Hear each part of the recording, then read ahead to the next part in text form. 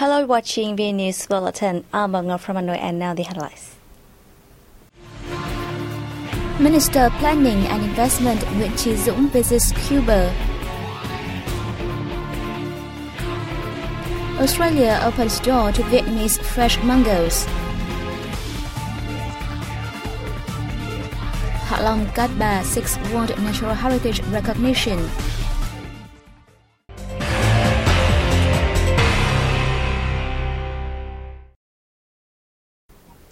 Vietnam and Cuba have agreed to enhance economic links between the two countries through sharing experience in promoting economic development models, attracting foreign direct investment, and developing tourism.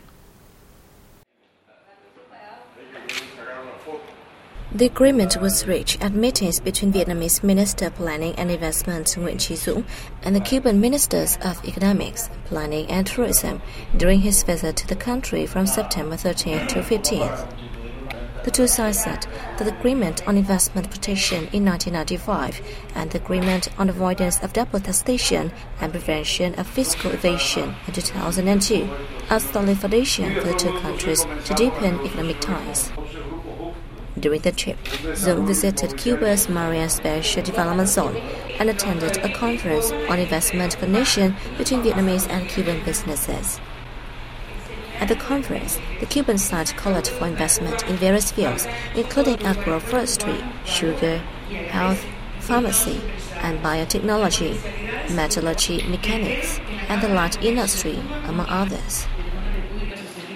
Vietnam has only one investment project worth $9.5 million in Cuba, but Cuba also has one project in Vietnam. Last year, total trade was $235 million.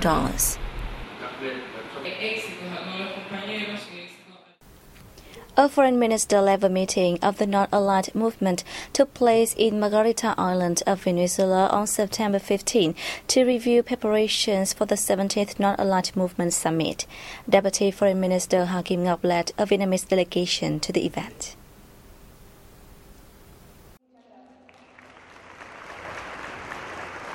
In his speech, Ngọc said member nations of the Non-Aligned Movement need to further strengthen solidarity to deal with current security challenges. He highlighted the significant contributions made by the movement to struggling for peace, independence, and sovereignty of its member nations. The diplomat affirmed ASEAN nations are making every effort to build the ASEAN community and the Southeast Asian region of peace, stability, and development, while stressing the bloc's determination to solve issue-related disputes by peaceful measures in line with international law. With 120 member states, NAM is the second-largest international organization after the United Nations.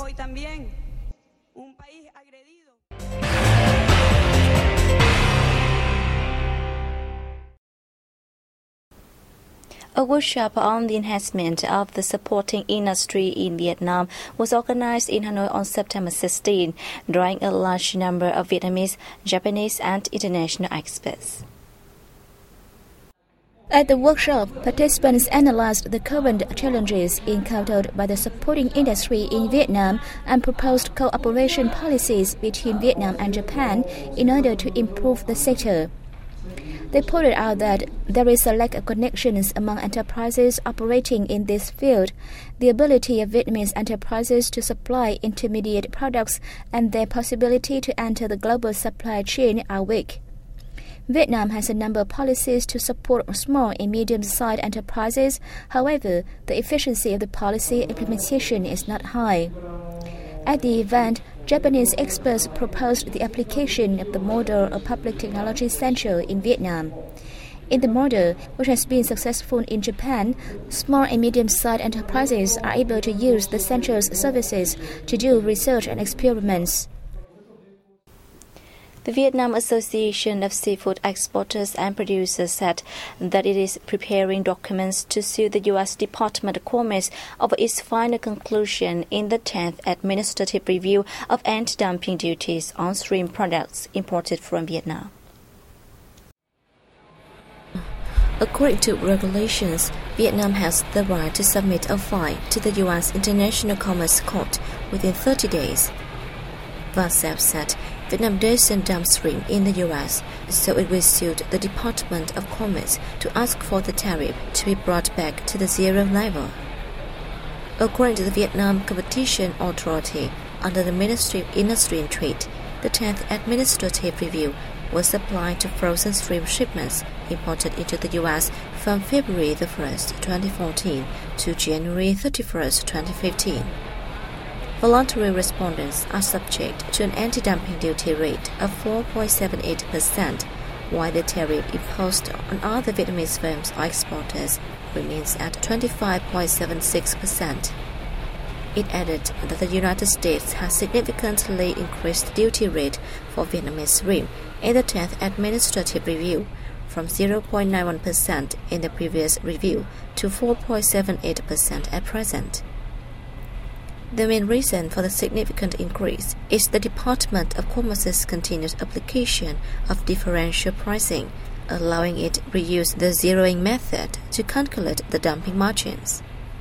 In addition, the Department of Commerce chose India, besides Bangladesh, as the main reference country to fix prices of several input materials, leading to increased dumping margins. Australia has given a green light for fresh mangoes imported from Vietnam after years of negotiations, making it the second kind of fruit after lychees shipped to the Australian market. The Vietnam Trade Office in Australia said the first batch of mangoes will arrive in Australia this month, with about 18 tons being imported every day soon. Vietnam applied for a license to export mango to Australia in 2009, with approval given after meeting requirements on origin, packaging, pest control, and disease. The Vietnamese Embassy in Australia and the Trade Office organized programs to introduce the fruits at the Australian International Food Fair from September 12 to 15 to promote trade and boost consumption of the fruits. On the occasion, a memorandum of understanding on supporting consumption of Vietnamese agricultural products, including fresh fruits, was signed between the Trade Office and the Vietnam Business Association in Australia.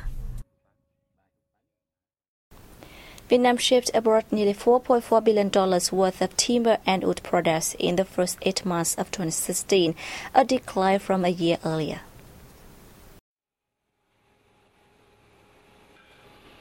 The Vietnam Timber and Forest Product Association reported timber and wood products exports to China and Norway fell by 40% each, while shipments to South Africa, Finland, and India also saw sharp decreases.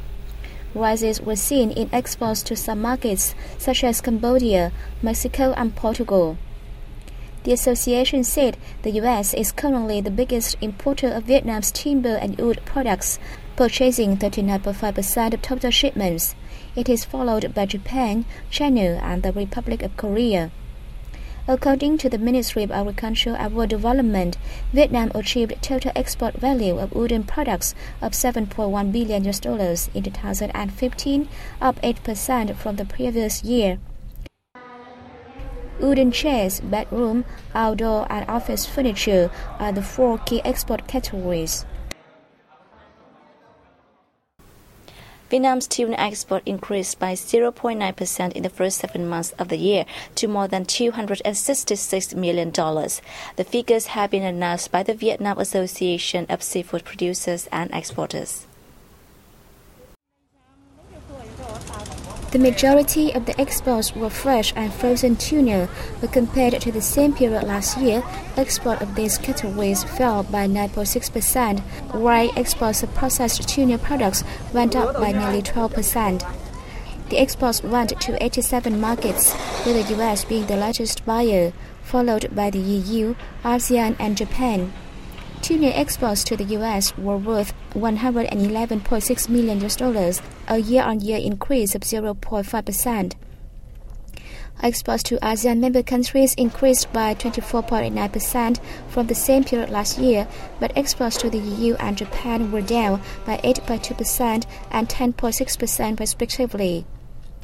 The Sept forecasts that tuna exports to the U.S., ASEAN countries, and China will continue to increase in the coming time. An ongoing trial project on tuna fishing, buying, processing, and consumption is expected to have improved quality and competitiveness.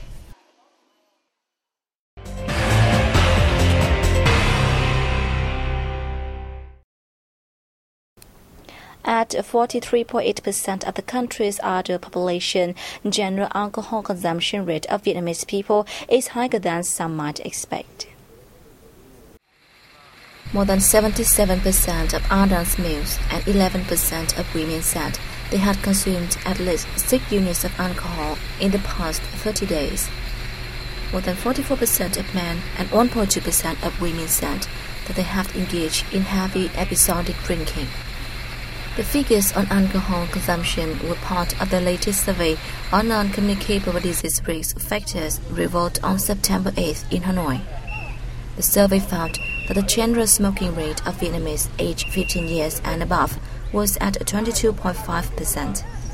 The percentage of males who currently smoke tobacco was very high at 45.3%, while female smoking was at 1.1%. The World Health Organization said Vietnam should put forward intervention measures against non-communicable disease with the focus on strengthening law and regulations on alcohol damage prevention. A dossier will be built to propose the area of the World Natural Heritage Site Ha Long Bay, which is in the northern province of Quảng Ninh, be expanded to Cat Ba Archipelago in nearby Hai Phong City. Deputy Prime Minister Vũ Đức Đam has assigned the People's Committees of Hai Phong and Quảng Ninh and relevant agencies to compile the dossier. The dossier looks to seek UNESCO recognition of Ha Long Bay Cat Ba Archipelago as a World Natural Heritage Site. It must be compiled in line with the 1972 World Heritage Convention and Vietnam's relevant regulations. Ha Long Bay spans 1,553 square kilometers and includes 1,969 islands of various size. It was twice recognized as the UNESCO World Heritage Site in 1994 and 2000. Meanwhile, Cat Ba Archipelago covers more than 17,000 hectares of land and 9,200 hectares of sea. It boasts a typical ecological system in Vietnam, including tropical rainforests in limestone islands, mangrove forests, coral reefs, seagrass, sand beaches, and cave networks. Autumn is one of the best seasons in Vietnam, with a pleasant climate and beautiful landscapes, offering great opportunities for local and foreign tourists to explore. Travel companies have been designing tours to fantastic autumn destinations in the northern mountainous region, the Central Highlands, and the Mekong Delta. Sapa in Lao Cai province, where terraced rice fields attract photographers and travelers. Tu Lệ in Nghĩa Lộ town in Bai province are among destinations for those who want to enjoy spectacular paddy fields on the sides of hills in the northeastern region. In Mù Cang Chải of In Bai province, a paragliding festival will be held within the Mường Lò Culture and Tourism Week with terraced rice fields in Mù Cang Chải and native Xòe dance as highlights. The Buckwheat Flower Festival will take place in Hà Giang province from October 14 to 16 in Đồng Văn district, with activities also in Quảng Bạ, Yên Minh, and Mèo Vạc districts. Tourists can see traditional dances and traditional houses from ethnic groups, especially at the mansion of the Vuong family, the king of the Hmong ethnic in the past.